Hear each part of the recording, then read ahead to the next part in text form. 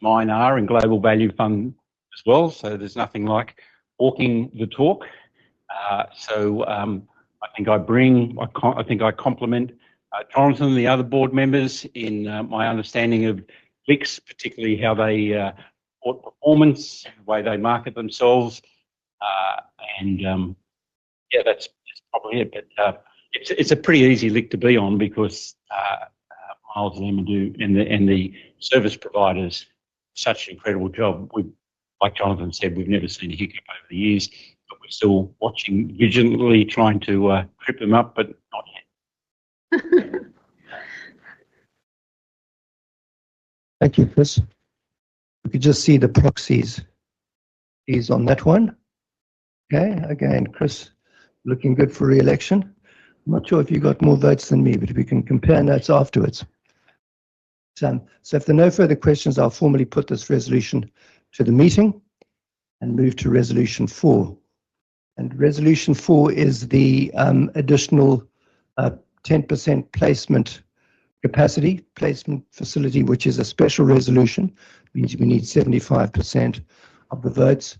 We traditionally seek this authority every year, although we haven't ever used it in the past, but it's just there in case something might happen, which gives the company an opportunity to do something quickly for the benefit of all shareholders. So are there any questions or comments on this resolution? Yes, sir.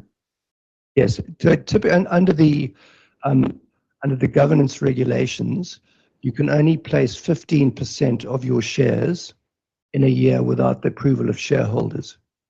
So that doesn't need any resolution. That's just something which you get every year as a listed company. This gives us an extra 10%. To take an extreme example, if Emma and Miles came across a financial institution to invest GV in very attractive terms, in other words, probably would need to be a premium to NTA, and we wanted to take advantage of that quickly without going through the process of having to call a shareholders meeting 28 days, etc. This extra 10% would allow us to place the extra shares with them. That answers your question. Thank you. Yes, sir. Yeah, I mean, well, if you look back through the history of GVF, I think you'll find that very consistent with the philosophy of Miles and Emma and of the directors, we haven't issued shares at a discount to NTA. In fact, thanks to Miles, we pioneered a DRP, which enabled shareholders to participate, but without diluting existing shareholders by issuing at a discount. So we buy on market if we're trading below NTA. So there's clearly no intention to issue shares at a discount to NTA. Okay, are there any other questions or comments? Sandra, anything online from anybody there? If we could please see the proxies for that. Okay. So see the proxies for that show that 75% in favour, 6% against, 18% open. So that's likely to be carried. The final resolution, which is Resolution 5, is to ratify the issue of 12,617,970 fully paid ordinary shares pursuant to Listing Rule 7.4. And this came out of the placement which was done earlier this year at NTA effectively. And that's just to ratify the issue of those shares. And it's explained in the explanatory memorandum. Does anybody have any questions on this ratification of the ordinary shares? Yes, sir.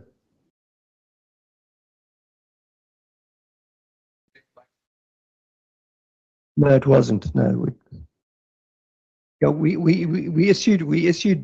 did the SPP and required, and then there was a placement as part of that, and then these shares need to be ratified, I believe, because they were issued to Taylor Collison, who participated in it. What does the explanatory memorandum say? Wholesale shares. Yeah, the wholesale shares. They just have to be issued to the market. So we actually, Staude Capital we were the lead manager on it. Taylor Collison provided the delivery versus payment, but the shares had to be registered on the exchange. Yeah. Exactly. So, It effectively reinstates some of the 15% capacity which we used previously. Okay. Are there any other questions on that resolution? Okay. I mean, that's a good point. We do try in the explanatory memorandum to keep it as simple as possible, but every notice of AGM has to go to the ASX. And from my experience, and Sandra can, from her experience, different, they can be very prescriptive, requiring you to set out a lot of detail, etc., which often obfuscates the message that you're trying to get across. That's just the ASX. Yeah, we'll take that on board, and next year we'll try to make it simpler for you guys to understand. maybe we should just stop asking. Yeah. We haven't used it for Yeah, 11 true. years. We haven't used it, but Yes, no, yes, sir. we'll get it. Likely that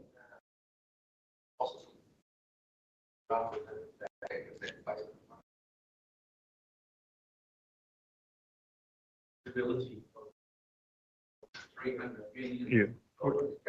Yeah, Yeah. naturally. It's exactly right. Yeah. yeah, that's what. Yeah, I mean, Yeah. we've had it, but to my knowledge, we've never actually used it. Exactly. So maybe we might even next year's general meeting might be even shorter, because we may well not have that resolution if we don't need it. Okay. Any other questions or comments on it? Yes. The limit on an SPP, which is a share purchase plan, that is a separate one. That's $30,000 per shareholder.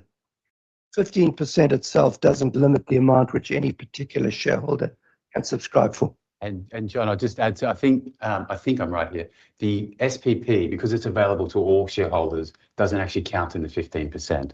So the company can issue shares to new shareholders, which potentially could be disadvantageous, which is why everyone should be paying attention to us and asking us what I'm doing. But the 10% that we're allowed to do, and now we're asking for another 15. But the SPP, because it goes to all shareholders, also doesn't require a vote because everyone gets to participate. As we said, I mean, there's sort of things we can and can't say in the legal documentation. But as Jonathan said, we've run the fund for 15 years. We've never issued shares at a discount. 11 years. 15. 15. Jumping in. If you blink, it'll be 15 years. It's really just it's getting, I guess, less relevant as we get up to the 300 mark. It's sort of it's a nice to have that we've asked for each year and every year. Okay. Yes, sir. That's fine. That's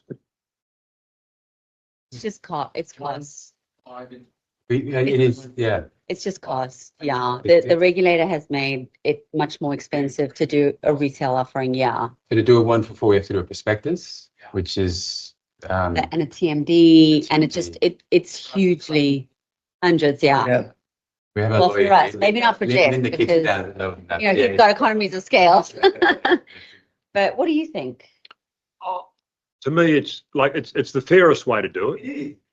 Unfortunately, and we should all write ASIC, like effectively what any sane person and everyone in the room believes is you should be able to do a placement of a listed company, and any person should be able to participate. Because that's why you've got to do the prospectus to allow every person to participate. And the crazy thing is, so the wholesale investor can participate at a discount, hypothetically, and then sell to the retail person immediately. So the retail person gets jibbed. And the terrible thing is ASIC is trying to, they're using the shield thing to try to make it harder for people to be wholesale again. Which is, they should be going the other way. If it's listed, like New Zealand, then anyone can participate in it. And then we wouldn't get caught up. Then we wouldn't have to do SPPs. Effectively, you could do an entitlement issue. Everyone could do it. The directors could say, hey, look, we're going to do an entitlement issue. We'll give it to all you on a pro rata basis, but we're going to do it via a placement. We don't need a prospectus. We don't have to spend, we don't have to, sorry, Linda, There's our lawyer. We don't have to pay the lawyers. Tremendously good value. He's amazing value. Yeah. In a former role, that was always money well Yeah. spent, though. It's yes, it's a shame. It's disappointing. Sorry. Yeah, we've been on that bandwagon for a while. It's just yeah. Right to your local MP. Yep. Okay, any other questions or comments on that? Okay, well, I'll formally put that resolution to the meeting, and I now declare the poll open. Steve Hodkin will conduct the poll and collect the voting cards. If you just want to hand them in.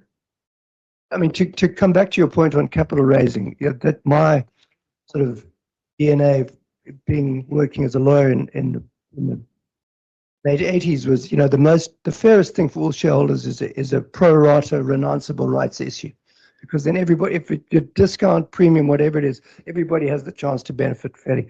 But the costs and the complexities is what drives us not doing it. Okay, any more? And you shoot for the same stuff. Yeah.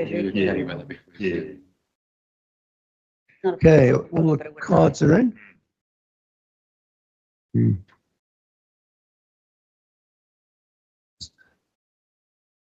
He's speeding around the room.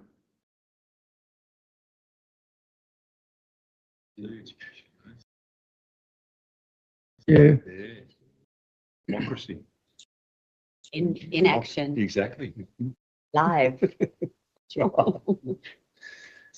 Gerrymandering. You guys can do that. Yeah, that's right. Yeah, I think it's all going. I'm about to declare the poll closed. Is that all done? All dealt? Okay, I declare the poll closed, and the results will be available later today on the website and released to the ASX. So I formally declare the meeting closed, and I'm delighted to hand over to Miles and Emma for their presentation. Good morning, everybody. Gosh, thank you so much for being such a great turnout. It's awesome.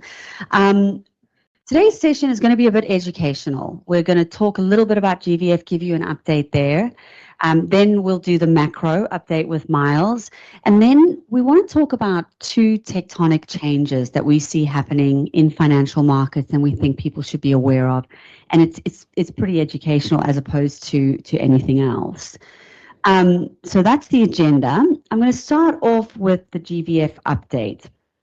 For those that are new, allow me to spend just a few minutes on what we do and what we have done over the last 11 years. The first thing that GVF looks for when making an investment is a discount. Trading at a discount is when the company is worth less than the assets that company owns. Here in Australia, there are about 100 or such companies that have this ability to trade at a discount, but globally there are thousands, and it's about a market cap of around $600 million US. And that's the space that we like to play in and invest in. The underlying assets can be anything from equities to bonds to credit to hedge funds, aircraft leasing, as you guys would have seen, music royalties, everything that you can imagine. GVF invests into these things with two things in mind. One, there has to be a discount and a catalyst to unlock that discount. And two, we want to diversify the underlying portfolio as much as possible, the benefit of which is obviously risk reduction.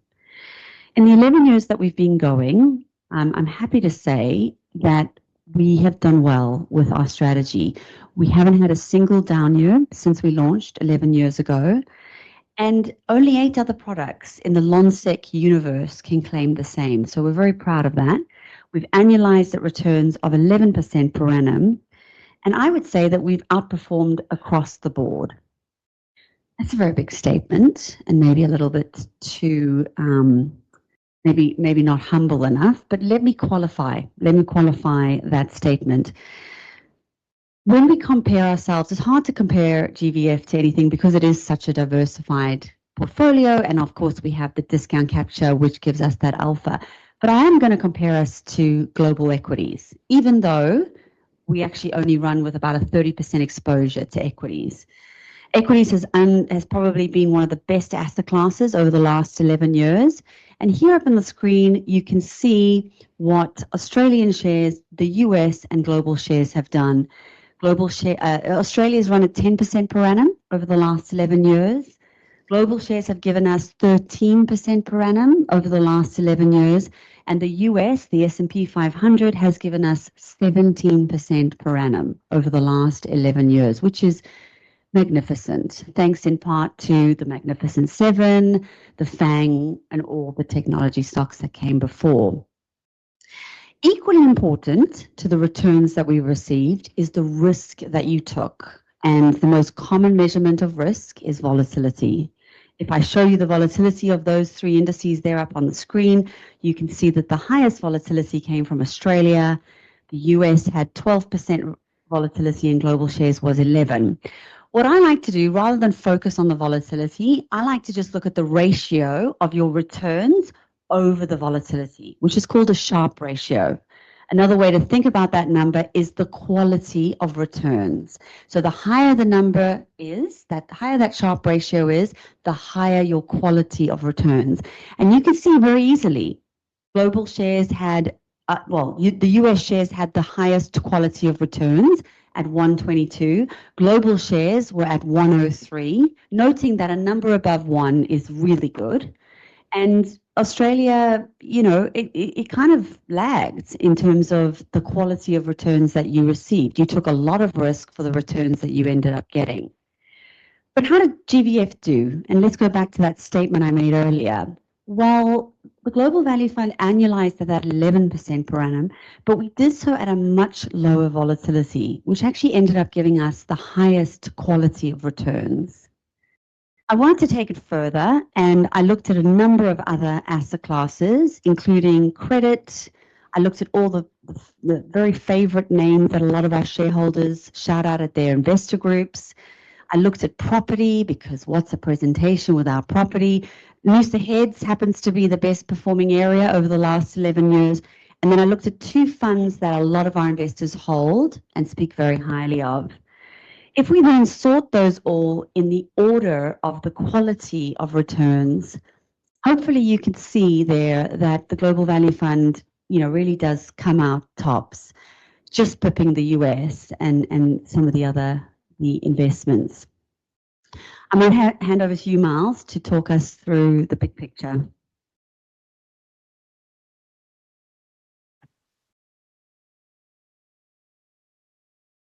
Thanks, Emma. You can all hear me. I've got this terrible tendency to speak a bit softly, so I'll do my best. But if you can't hear me at the back, please say so. Don't just nod along.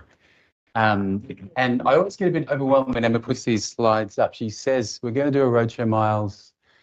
You stare at a Bloomberg screen all day looking at charts and squiggles on the screen. Go tell them what's happening in the big picture. But I will do my best. I obviously don't have a crystal ball, and I'm very skeptical of anyone out there that does have or pretends that they have a crystal ball. But I think sort of zooming out to the big picture today, I think the thing that's really important to understand is it's quite unusual and we're really lucky in a way. We are currently living through one of the biggest investment booms in all of history. It's remarkable. This year, America's big technology firms are going to spend roughly $400 billion developing artificial intelligence models and AI infrastructure.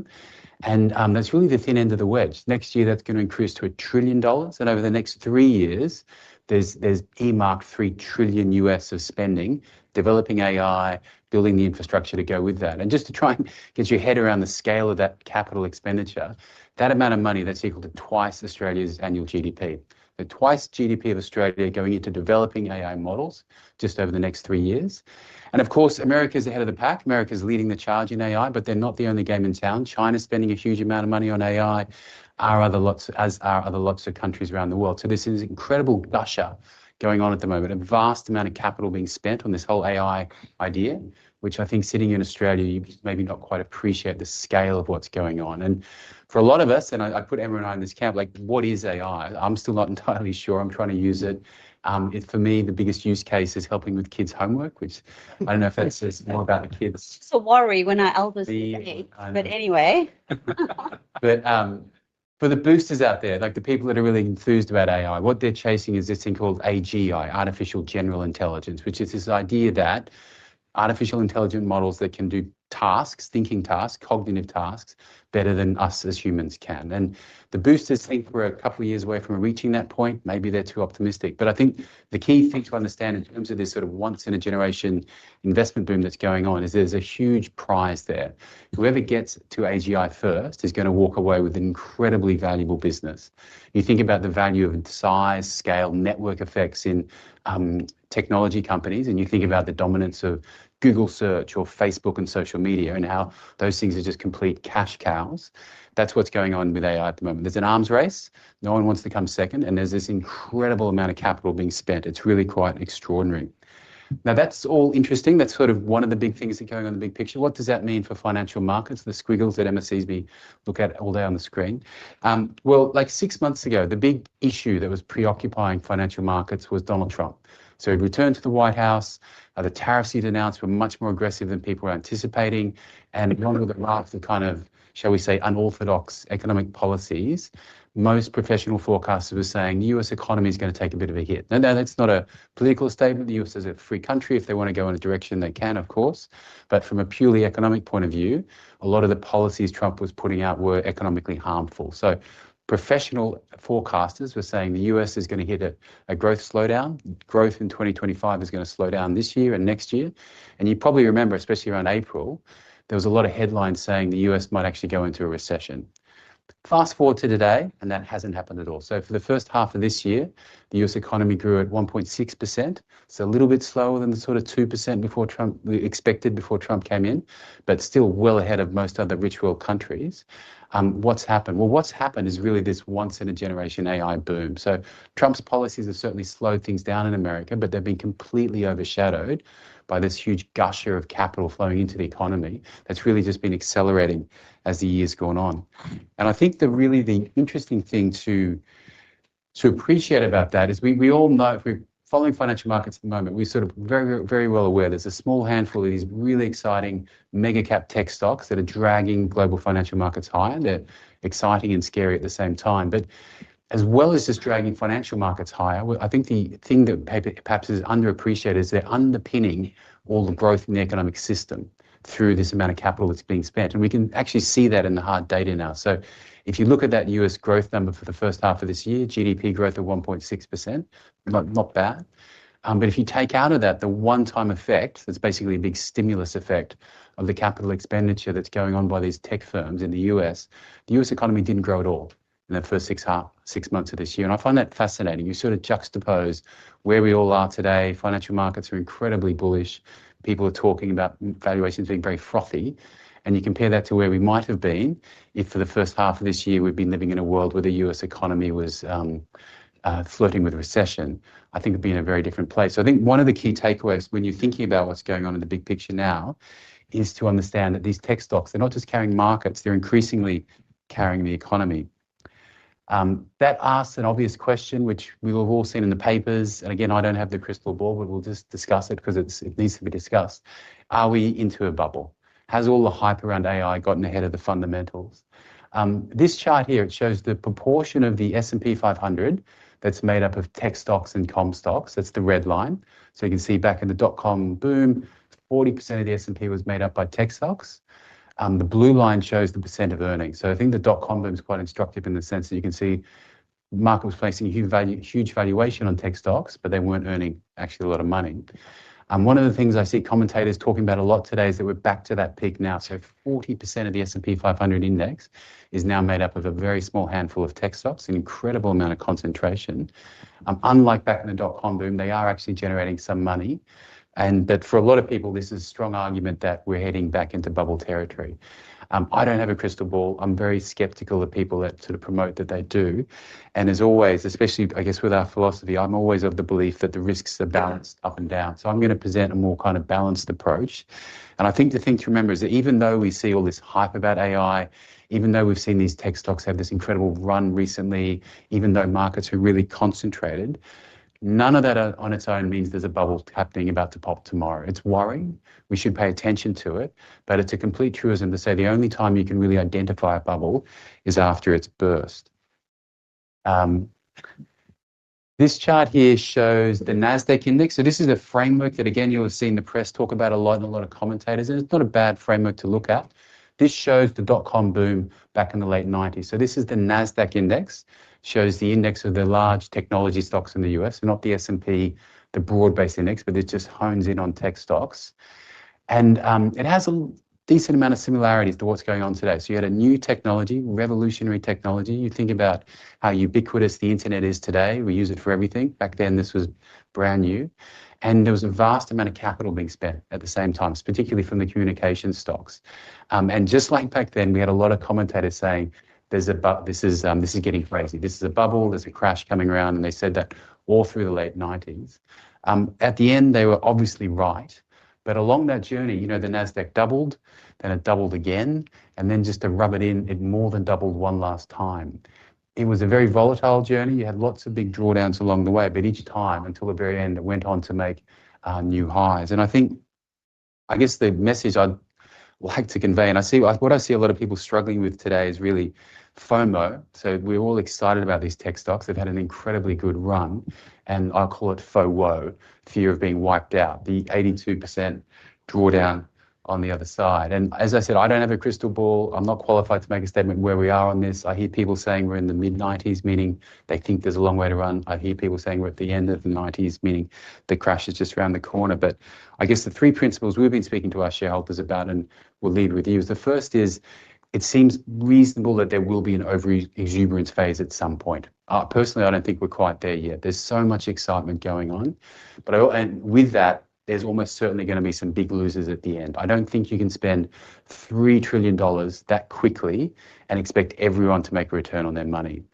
Despite that, and this is something I feel very strongly about in terms of my investing philosophy, I think we have to remain really humble. Nobody calls the market. Nobody times the market. If you got into the NASDAQ boom and out of the NASDAQ boom, good luck for you. That was luck, not skill. I don't think investors in the large part should be in the game of trying to time when markets are turning. You should hopefully have a plan for the longer term, and then you're sticking to that regardless of what markets do through time. The old adage, I think, is old for a reason, which is, and it's about time in the market, not timing the market. And then the last one, and this is probably the most nuanced point, but hopefully potentially the most helpful, and it's something that we're going to talk about as we get into the educational piece today. Oh, I've gone too far. I have to go backwards. And this is something Emma and I have been saying for a while. So we've been writing about it in our letters and our monthlies, and we've certainly been talking about it at presentations like this. The main risk I see for investors today is that markets have become incredibly concentrated. So these technology stocks have done incredibly well, and they've done really well at a time when markets have been shrinking. We'll talk about that point later, but they've done incredibly well, and in doing so, they've distorted indices. You can see here 40% of the S&P 500 is now in tech stocks, which is really 35% of the index is in about 8 or 9 names. It's an incredibly concentrated proposition. And the problem with that is back in the 90s, you didn't have a lot of ETF investing. ETF investing wasn't a thing, whereas today, almost half the market is passive investing, and a lot of people invest into ETFs and indices by default without really considering what's been going on under the hood. And I'll say clearly, I think it's honest and fair and true to say investing in something like the S&P 500 today is much higher risk, much higher reward, but much higher risk than it was 5 years ago. There's nowhere near the kind of diversification you had 5 years ago. And you think about one of the big premises of index investing is you're supposed to be buying a highly diversified, low-risk basket of financial opportunities.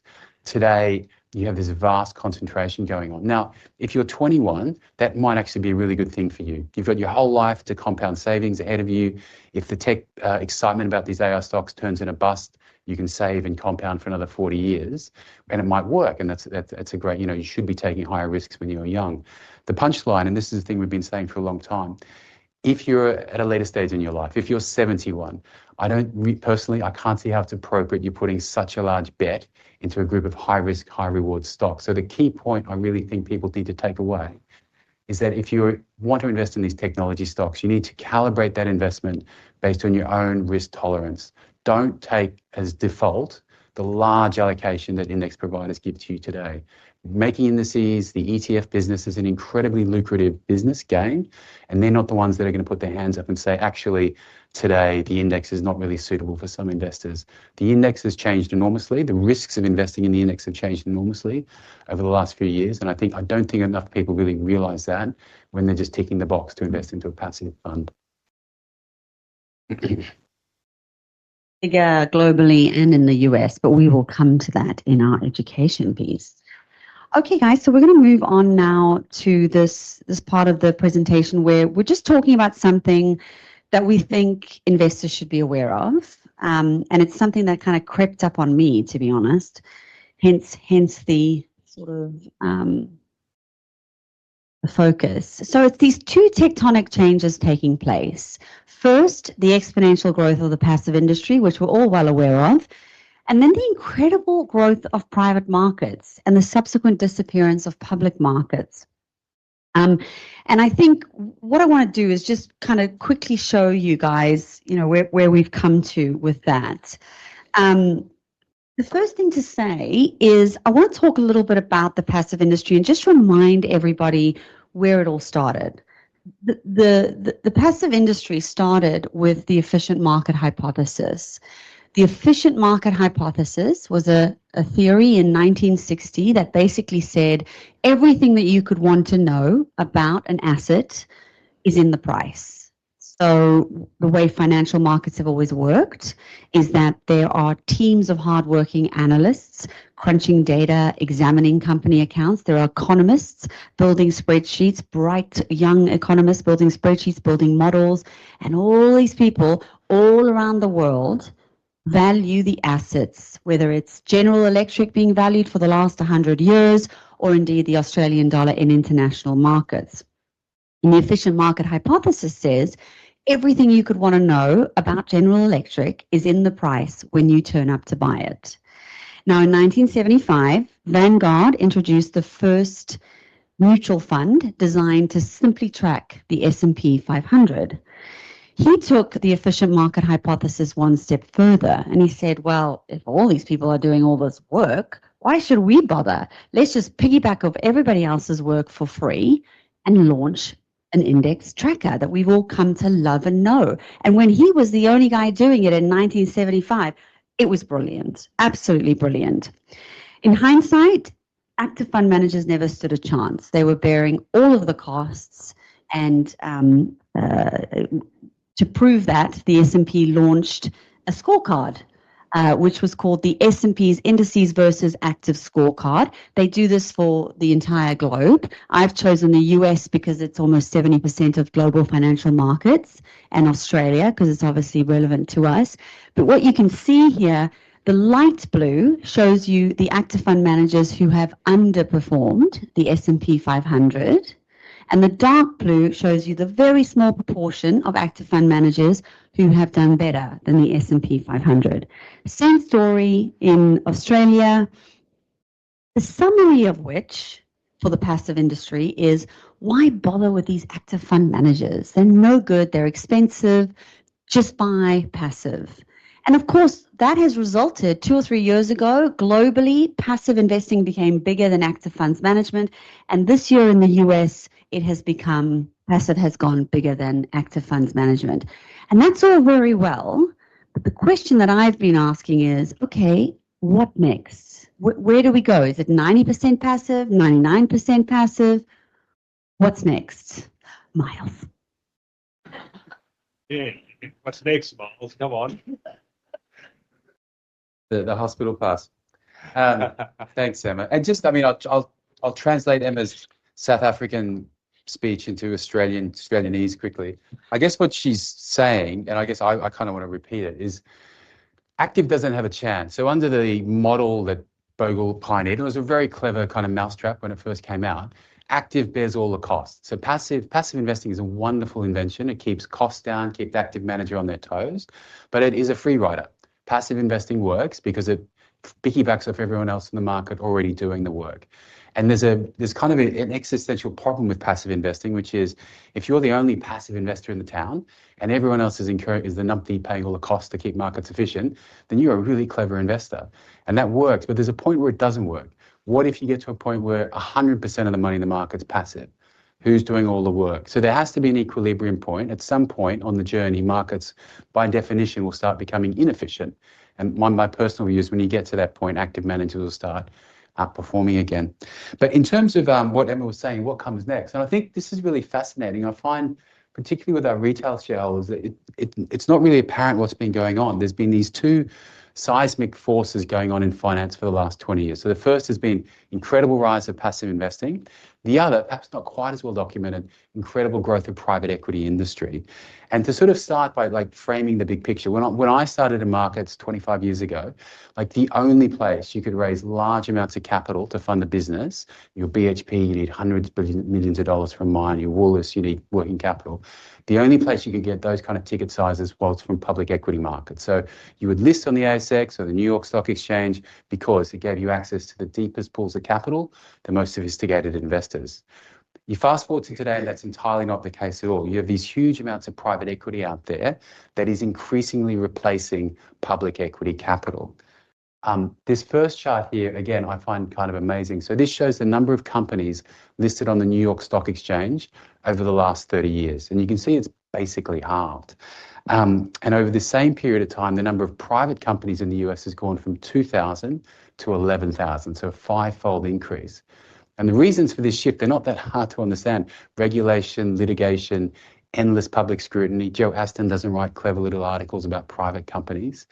And of course, the fact that if you bring in innovation to the public markets, the passive industry is going to copy it relentlessly. All of that has meant that there's a much bigger preference for companies to stay private if they can and use private capital if it's available. And what you see, and a part of this chart here, is there's really two tails. One is interesting public market companies getting taken private. And the other part, which I think is a bit more insidious, is you're not getting the same level of new companies coming on. So if you're an entrepreneur today with your clever new idea, you have a much stronger preference to go and get your startup money from a venture capital fund. And if it works, you raise money next from the private equity industry. You don't come to the ASX as much anymore to get growth capital. And if it continues to work, your business will bounce around inside the private equity industry until, frankly, private equity is bored of it, until it's X growth. And this sounds a little dystopian, but there's a certain element of truth to it. Today, a lot of the time, these companies come to public markets as when private equity is done with them. They're not exciting as they were, and private market is basically looking for a selling ground. And some of the most exciting businesses certainly never make it to the light of day. There's some tremendously exciting businesses, say, buried on the Macquarie balance sheet that will never make it to the light of day. This second chart here, I think, just hopefully reinforces the theme. And again, I found these kind of data fascinating when I was doing the work. So this shows big companies. So this is companies that generate more than $100 million a year in revenue. So these are not mum and dad corner shops. And the proportion of such companies that are owned by private and public owners. And you can see in the US today, less than 15% of companies of any real size are listed on a public stock exchange. In Australia, it's worse. In Australia, it's less than 10% of companies of any real size are listed on a public stock exchange. Now, why does this matter? And why do Emma and I think there's a link between the big seismic forces of public passive investing and the growth of private equity? Well, passive investing really rests on two key principles. The one is that efficient market hypothesis that Emma was talking about before, the idea that everything's in the market before you can turn up. And the second, and it's a bit more nuanced, but it's really important to understand how passive investing works. One of the key premises of passive investing is that you want to own the market return, because the market return is the best return you can hope to achieve over time after accounting for risk. Now, the market return is a bit of a wonky academic concept, but what it means in practice is you want to own a cross-section of the economy as a whole, weighting your investment by its current market size. So if Commonwealth Bank is 12% of the Australian economy, you put 12% of your money in the Commonwealth Bank. If BHP is 9% of the Australian economy, you put 9% of your money into BHP, and so on. And the way that passive industry providers make funds that track markets is they create passive funds, an ETF, that track a market index, like the ASX 200 or the S&P 500. The problem, of course, is that the indices, the passive investing, are increasingly becoming irrelevant. That pie chart there, I think, really makes a mockery of one of the key points of passive investing. You are not today buying a diversified cross-section of the economy as a whole. In the US, as we've been saying before, no, this is Emma's slide, as we were saying before, 7 technology stocks now make up 35% of the S&P 500 index. There shouldn't be a financial advisor worth his salt saying that putting more than a third of your money into one high-risk, high-reward bet is appropriate for all people at all points in their life cycle. Here in Australia, there's a similar problem we've known about for a very long time. Half of the ASX index is made up of a few mining stocks and banking stocks. It's hardly a widely diversified cross-section of exciting stocks. And as Emma data highlighted earlier, the ASX, sadly, for the last year has exhibited a lot of risk for not a lot of return. Emma's going to talk next about why we don't think these themes are going to turn around anytime soon.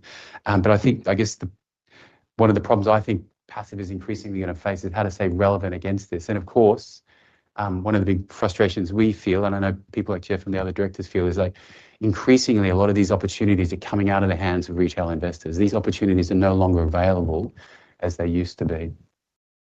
Yeah, absolutely. And I mean, just to reiterate what Miles was saying there, I've just got a few more slides that I thought I'd show you. This slide shows you, oh gosh, sorry guys, that was a bit quick. This shows you the scale of the issue. So there on the left-hand side, there are just shy of 9,000 companies listed globally, represented by the MSCI ACWI.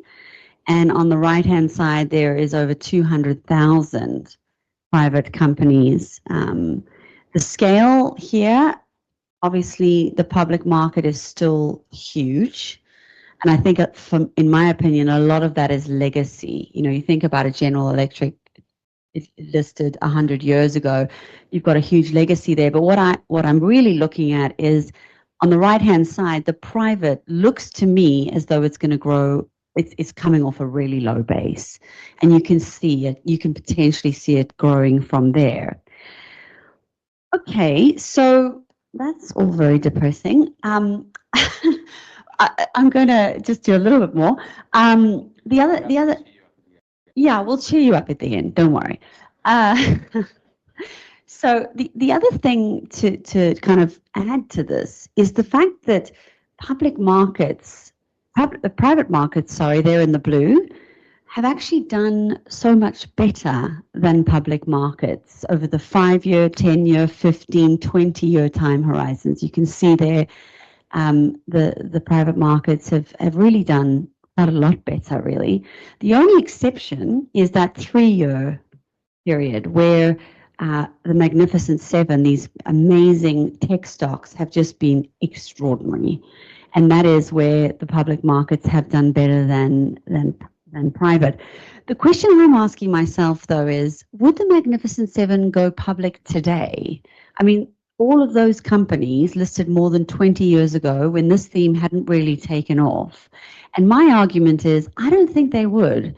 If you look at the current set of high growth technology companies, OpenAI, SpaceX, TikTok, Stripe, Databricks, all of those companies are private.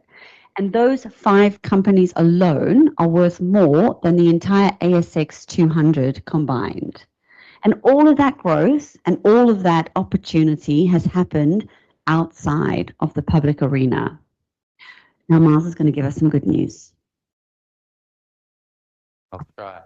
But I guess, I mean, I think it's sort of staggering. If you, 25 years ago, say, is it feasible you could have a private company with a $500 billion valuation that could stay private forever, or certainly can stay private for a lot longer? I mean, it would have been inconceivable. Today, it's almost regular news. SpaceX, all of the value of these companies, I guess, as Emma's point, is that it's all been created outside of the public arena. So Facebook, Google, NVIDIA, would they have come public today, or would they be like, these are essentially the next crop of Facebook and FANG and all the exciting things that are out there. Where am I on my little thing here? Oh, here we are. Oh, yeah, the good news. No, that's too far. Yeah. So look, how does this all relate to GVF? Well, I guess one, as Emma said, this is an educational piece. We think these are important big picture themes that are going on. And unfortunately, retail investors are getting less and less opportunities than they like to. You know, 20 years ago, you could have participated in the Facebook IPO. Today, OpenAI is worth $500 billion, and unless you're an endowment fund or know the right people, you've never had a look in. In terms of GVF itself, though, I mean, these are parts of the market that we know and understand really well. Unlike a passive fund, we're not constrained to following an index, and we really have our philosophy of finding cheap, exciting assets all around the world at a discount. And we're very agnostic as to whether we buy them in the public sphere or the private sphere. We have always had a large allocation to private assets in our portfolio. This is not us, Johnny come lately. For the 10 years we've been running GVF, 11 years we've been running GVF. I know. She just works me too hard. I just get there. What year are we on now? 12. Okay, keep going. Yeah, 20 to 30% of the GVF portfolio has always been in private equity or private debt. And look, I'll just, little aside, we've covered some big picture themes really quickly, but what's been going on in private equity, so this big shift of capital out of public markets into private markets, has also been happening in the debt world. So large amounts of what used to be publicly traded debt, bonds, is now ending up in private credit, a theme I'm sure a lot of you would have seen out there. We've been investing in private equity, private debt for 11 years, and in my previous firm for 10 years before that. We think they're great avenues out there. So for us, that gives us more opportunity set than the listed world to find opportunities.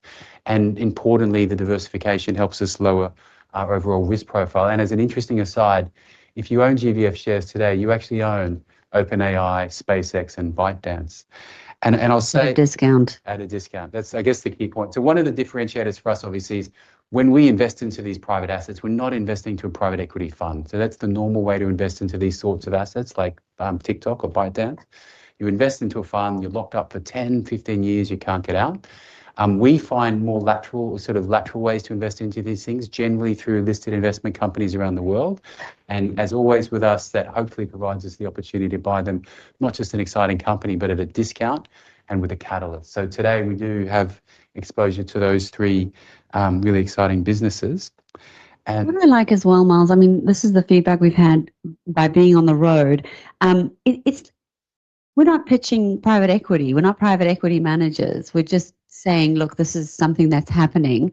I think what's comforting from my point of view as a GVF shareholder is the fact that we do have the ability to truly diversify the underlying. So if there's opportunities in the private markets, we'll go there. If there's opportunities in the public markets, we'll go there. And I think that's what's been really comforting. And as a last little pitch for LICs in general, I think the LIC structure is actually one of the few structures out there that suits private equity really well. It's a great medium for retail investors actually to invest into private equity assets. You can't put a private equity asset into an ETF, there'd be illiquid assets underneath. So an LIC or a closed-end fund is actually a tremendous vehicle for giving shareholders access to private assets and this kind of thing. There is, we often get asked what two LICs or what LICs are there. Of what we know, there's WMA, which is kind of a private sort of alternatives portfolio. And we know that Pengana also has a private equity fund. We don't vouch for them. I haven't looked at their numbers, but at least you do have those access points. That's it, folks. Questions. Interesting. I mean, I think it'll depend very much on the de-equitization of public markets. So basically how much of public markets shifts into the private world. I'd say 50% is probably stretching the boat a little bit. We try and stay very diversified to lower risk, but certainly if increasing amounts of opportunities move from public into private, then we will probably gravitate more to that world. Yeah, it's a good question. Yeah. Miles, what do you think would be the catalyst for the interest to come back into public markets? Yeah, I think it's a real shame. I can get on my soapbox about it, but I mean, I think there's a trade-off between like excessive regulation and allowing people to have access to things. So one of the unfortunate things I think about what's been going on is the reason people don't want to go into public vehicles, entrepreneurs, managers, is they're really unwilling to run. There's endless amounts of regulation. Every year, the GVF board gets another missive from another regulator saying we've got to do more and more. And it's not like they're saying you can do less and less. So I think, and I guess the reason the regulator does that is to protect retail. And I completely understand and value that. But at the same time, if you throw so much protection on, you also shutting out the industry. And you can certainly fast forward with these two themes another 20 years where you have a market where really public markets are just passive investment playgrounds, and everything that's kind of exciting happens out of the public markets. And I think that'd be a real shame. But I think that the answer would be public markets need to pull their socks up and realize they have to compete with private markets and make running public companies a lot easier for people, a lot less costly. Oh, sorry. Yeah. Hey, Patricia. Yeah, so I mean, Trump is a complete wild card, isn't he? It's really tough. And I think markets were really wrong-footed when he first came into office. So there was a presumption that a lot of his campaign talk was rhetoric, and when he came into office, he would manage the economy in a more sensible way, or in a more kind of conventional way.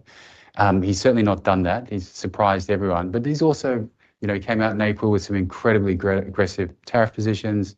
He was sort of forced to row back by markets selling off. There's two sides to the Trump kind of perspective. One is that he's pro-deregulation, so making life easier for everyone, low tax, and pro-business. And all of those things are typically good for markets and businesses in the short term. You can make a decent argument that stores up problems for the future after he's left office. And that was certainly my view a year ago. I thought it's probably actually very good for markets, not in a moral way, but just in a, which is, I'm not making a political statement, I'm just sort of saying this is not moral kind of comments, but from a business finance point of view. He's lost a little bit of that credibility this year, but I feel like he's gaining it back again. And certainly the US economy and the US market it's so vibrant. There's so much opportunity compared to the rest of the world. It now makes up 70% of the global investable world. And you look at, I often see people say, look, the US is a basket case. Where else would you invest in the world? And the analogy that often gets reeled out is the US is the least dirty shirt in the laundry. So would you go to Europe? I mean, there's so many problems. France has had 5 prime ministers in the last 6 months. Would you go to the UK? I mean, it breaks my heart, but the UK is really swimming backwards at the moment. So no, I mean, it's still by far the biggest part of capital markets. We have to have investments there or we wouldn't find enough opportunities. And there's still a lot of exciting things going on. I can't pretend that how it's going to end, but we are riding the dragon, so to speak, like everyone. Sorry, mate. Yeah. I noticed in management that's franking credits and actually asset. That's the policy.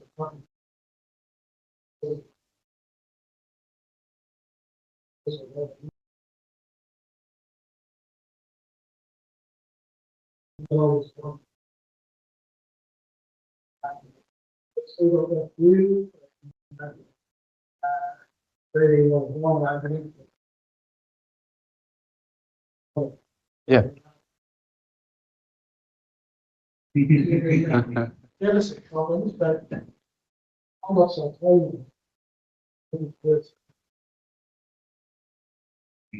So I'll say a few words. Maybe some of the directors might want to chip in as well. But one thing, I don't know if the franking credits are a wasting asset. So I appreciate they're an asset you can't use. Oh, I see what you mean. That's what you mean. Okay, fine. But they're not going away, I guess. Yeah. Yeah. Yeah.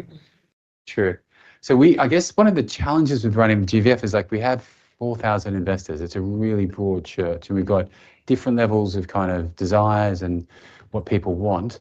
And I guess the most consistent message we get is that people want a lot of visibility about the dividend, preference for it to be fully franked, and confidence that it's going to be there in years where we have a really tough year. So me as the portfolio manager, I genuinely don't have an axe to grind either way. If investors said, pay everything, if we had a 20% year and investors said, pay everything out, I've got no problem with paying a 20% dividend. It's just the next year, if we have a 2% year, people are going to get a 2% dividend. And so as a sort of finance purist, I'm relaxed about that. But I think in terms of running a LIC successfully, and I think Emma's done a really good job in sort of keeping us at NTA and making sure that we, touch wood, haven't had a discount problem over the years. I think that idea in Australia of having like a progressive dividend where you've got a lot of confidence the dividend's going to be there next year, come what may, really helps with investors. And then on the franking, we typically a bit short on franking because we can't store it up like we can with the dividend. So I don't know about the point about franking doubling, but right. But it hadn't gotten very skinny, right? So we were getting close to the point of not being able to frank the next dividend. No? You go. So, yeah, so Do you want the mic? at the end of the year, skinny, you know, we would prefer to have a bit more than that. Then obviously when we did the accounts, we had a really good year, and so we had a kind of flurry of franking credits come in, and that's taken us to that 9 cent level equivalent, which means that we can essentially fully frank the next 2.5 years. which for us feels much more comfortable. And I'm not speaking, well, for me, it feels more comfortable. The board should opine on that, but we, you know, it's always been feedback that we want a fully franked dividend consistent. With some certainty that it's going to be there. But If I can just add a comment, it's a very good question. It's one that we do grapple with as a board. I don't think, you might think that we just need to go through on the nod. It's a balancing act between paying a consistent stream of fully franked dividends, and as Miles said, maybe lifting the dividend, lowering it again, and we rely on feedback from Emma and Miles, who are close to the shareholders generally, on what they would prefer.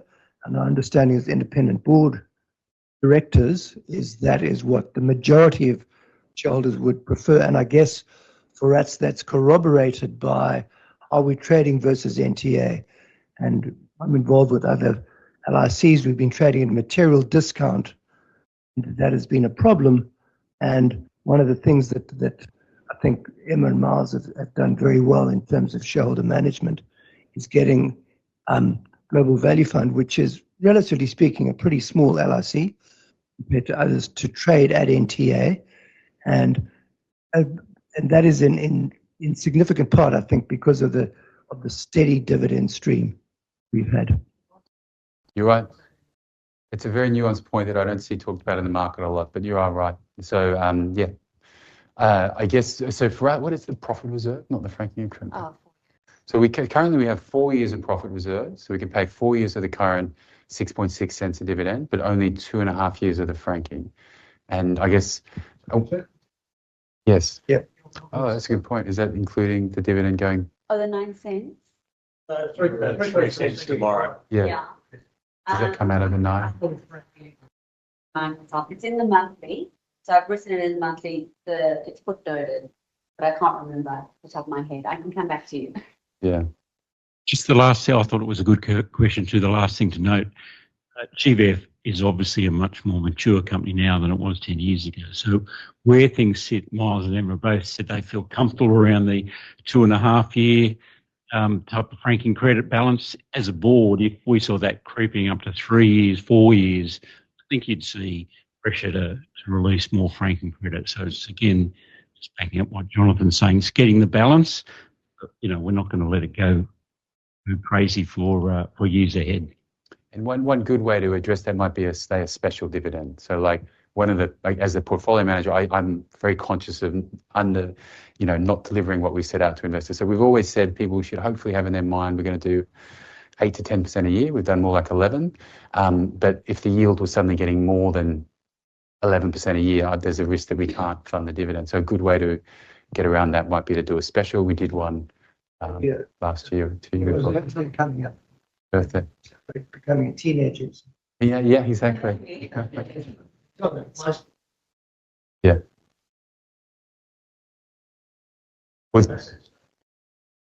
No, you're right. But I'm just sort of intellectually curious. So the problem with I guess an issue with the placement would be if we did a placement, it would shrink the number of franking per shareholder. So it would shrink the amount of franking that we had on the balance sheet. You pay the special dividend so your franking go down, and then you issue more shares, so you have the same amount of franking over more shares. So our ability to cover the dividend would get squeezed. And again, that might not bother you. I mean, I'm curious. Would it bother you if like 1 year the dividend was X and the next year the dividend was Y, or you love it?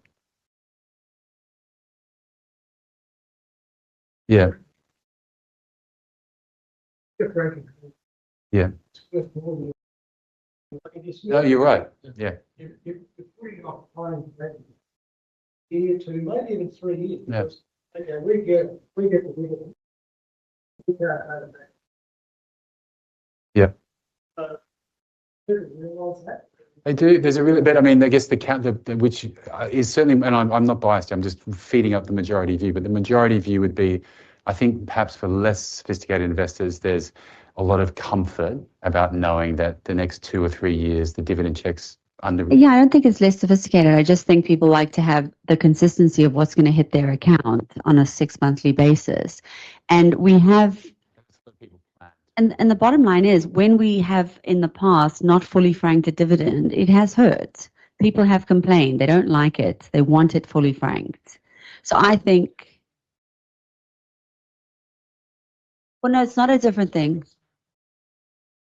Yeah, the whole reason we have that franking balance is because we want to be able to, we don't make franking from our investments. We only make it by paying corporation tax because we're an international investor. And I think the feedback that I've always had is when we did, and we somewhere around here, we partially franked our dividend. People did not like that. They really want a fully franked dividend, and they want the consistency, because for them, a lot of our investors, and 90% of our investors, take the dividend. It's their salary in retirement. So yeah, that's kind of where we've ended up. Thanks for mentioning it. Thank you. Thank you for the feedback. Well, I mean, we do to a degree. So we're constantly polling planners, advisors, and direct retail as well. I guess we could throw out a poll.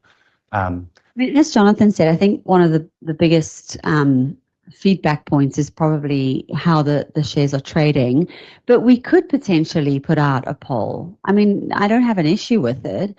Maybe that's something we should do. I'd be happy. I guess, I mean, to be frank, the feedback we've received over the years is overwhelmingly in the camp of consistency. Yeah, let's check it in. If that would be helpful to you guys, I'm more than happy to. It's one email. You click a button, yes or no or whatever. There are some options. Yeah, we'll see what comes back. If the board agrees, okay, great. Yeah, it's just my email.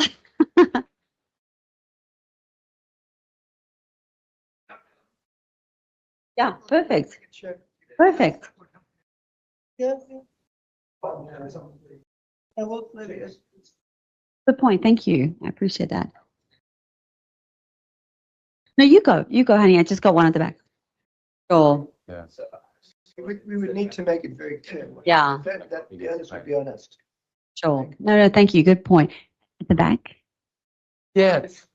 No. I mean, it's a fair way to think about it. I guess part of that would be the franking forms part of the dividend. So I guess the way we have always thought about it, or I've thought about it, is it's the top line that matters to the end investor. And as Emma said, we went through a period where we had to partially frank the dividend. And what the board decided to do at that time was to increase the size of the dividend. So, yeah, but I think the franking, especially for people at that phase where they're not paying tax in their super, the franking effectively forms part of the dividend itself. Yeah. Just to further explain that, when an ETF makes 10% returns, you get the 10% returns, and you then declare that to the ATO. When a company makes 10% returns, we give you 7% returns, and we give you a 3% franking.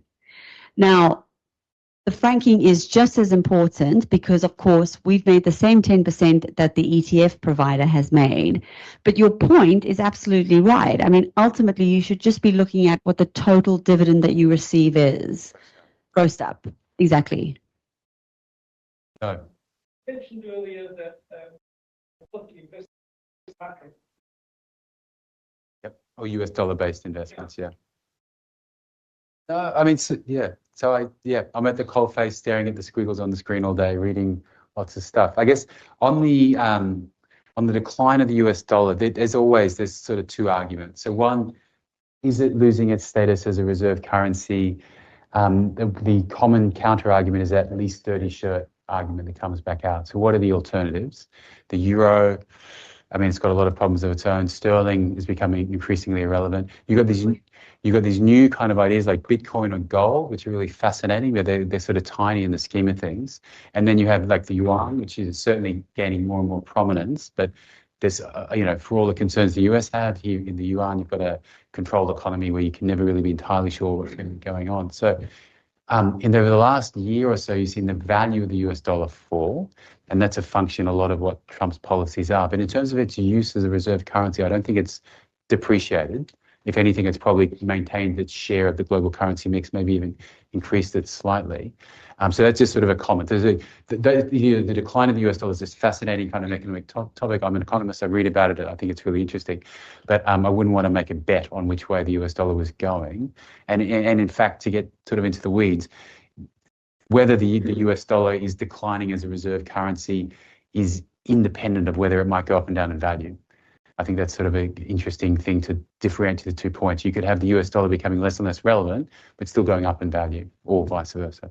In terms of what we do, sorry, that's a really wonky answer to your question. So I am firmly of the view that we have a real skill set, which is going around the world finding assets at $1 that we buy at 80 cents and getting that out. And that's really the only thing that we know how to do. And I think my own view, sort of criticism of other people, but my own view is that it's always dangerous when you start shifting what you think you're good at.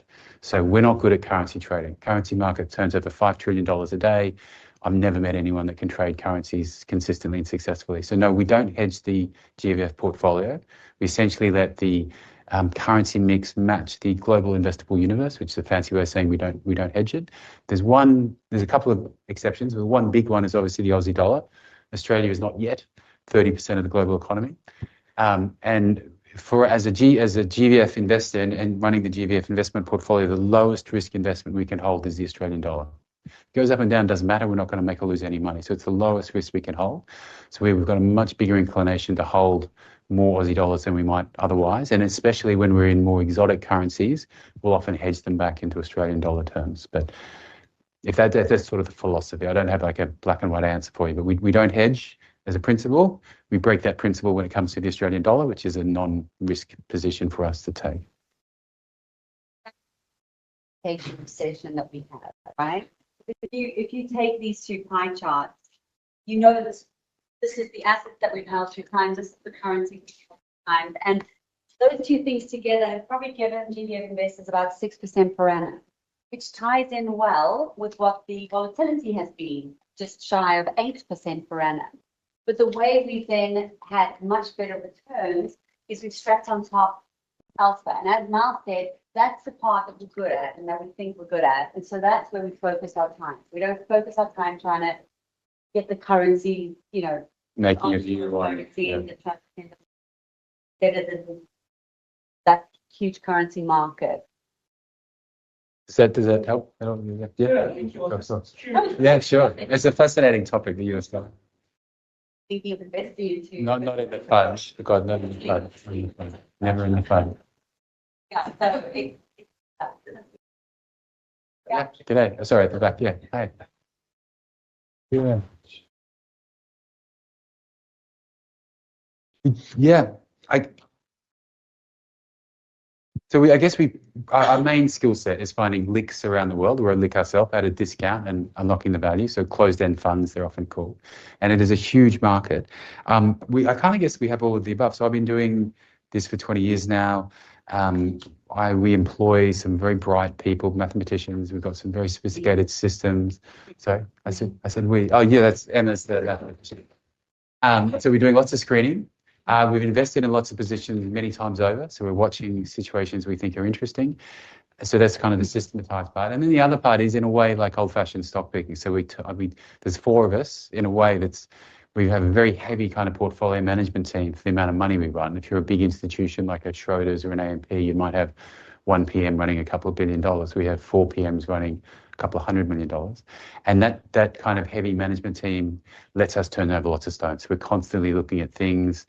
I think one of the things we do really well, which is very unexciting, is we'll do a lot of work on a closed-end fund in the US, and we'll decide it's not an investment, but we save all that work. We meticulously save all that work. And then a year later, we might come back and the price has changed or there's been a development. So we have a big library of kind of these prospects all over the world that we're constantly updating. We like referrals too. Anyone has a hot tip, we're happy to look. It's a great question. And it's, So the private equity assets are typically independently valued. So one of the great advantages of the public market is it's completely transparent. I'm not quite sure where you're going with the slides, but it's completely transparent. So we know what the price of BHP is because we can log on to CompSec and see what somebody else paid for it a minute ago. That's how you price it. For a private equity asset, there's very sophisticated investment techniques, the same techniques that fundamental equity analysts would use. They often look at public markets to get comparisons and metrics, but it is essentially a big body of work, but is essentially someone does a big spreadsheet and comes up with a number. There's obviously a lot of risk in that. So when we invest into private assets, I think the thing that we take away is we'll do our work, we'll build a big spreadsheet and we'll come up with a number, but we're very humble about that number. If our number comes up and says this asset's worth $1.43, well, the first thing I say to the guys is that it's definitely not worth $1.43. It's worth somewhere between $1.20 and $1.60, and no one really knows. And as long as we're buying it at 95 cents, then I still feel pretty comfortable about it. If we're going to pay $1.30 for it, well, then no, I'm not that excited about it. But yeah, it's generally private valuers coming up with numbers. A bit like if someone values your house. This presentation is actually on the ASX, and this slide, I don't know what number it is, but this slide gives you a really good source of how we've compared private and public in this chart, and we've really gone at pains to make sure it's comparative, but it's difficult. Yeah, so that's kind of like the $1 million question at the moment. There's a vast amount of capital going into AI development. As I said earlier on, I don't think everyone that's chasing that is going to come away with a prize.